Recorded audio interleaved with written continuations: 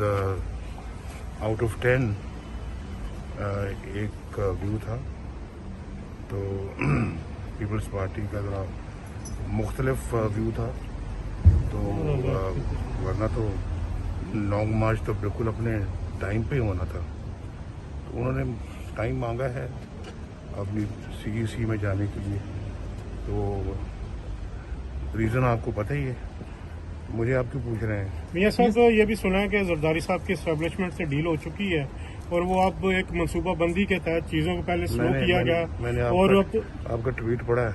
हाँ, तो उसमें मैंने तो 30 दिसंबर को भी किया था कि उनकी डील फाइनल हो चुकी है और वो ये चीज़ें जानबूझ के एक प्लानिंग के तहत उनको स्लो किया गया। पहले आपसे वो GB इलेक्शन लड़ते रहे, फिर सेनेट इलेक्शन। तो क्या ये एक पर्पस था पीपल्स पार्टी या आसिफ जरदारी साहब का कि PDM को इस हद तक नीचे ले जाने की कोशिश की जाए और वो अपनी डील के चक्कर में उन्होंने जो हुई है ये सारा कुछ कर रहे हैं, लॉन्ग मार्च से उन्होंने।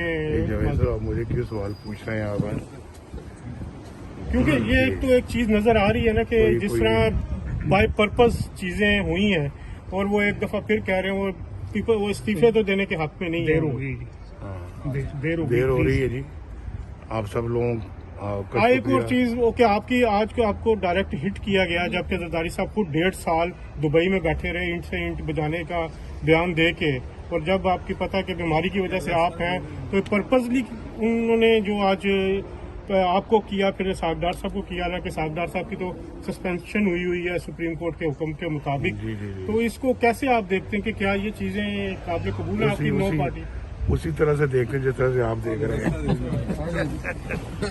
जरदारी साहब के लेकिन ये अब इस तरीके से जो पुरानी रविश हुई है, कोई पुरानी रविश आइंदा से नहीं चलेगी।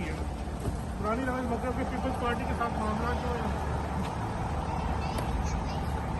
अभी आइंदा के लाए अमल क्या होगा कुछ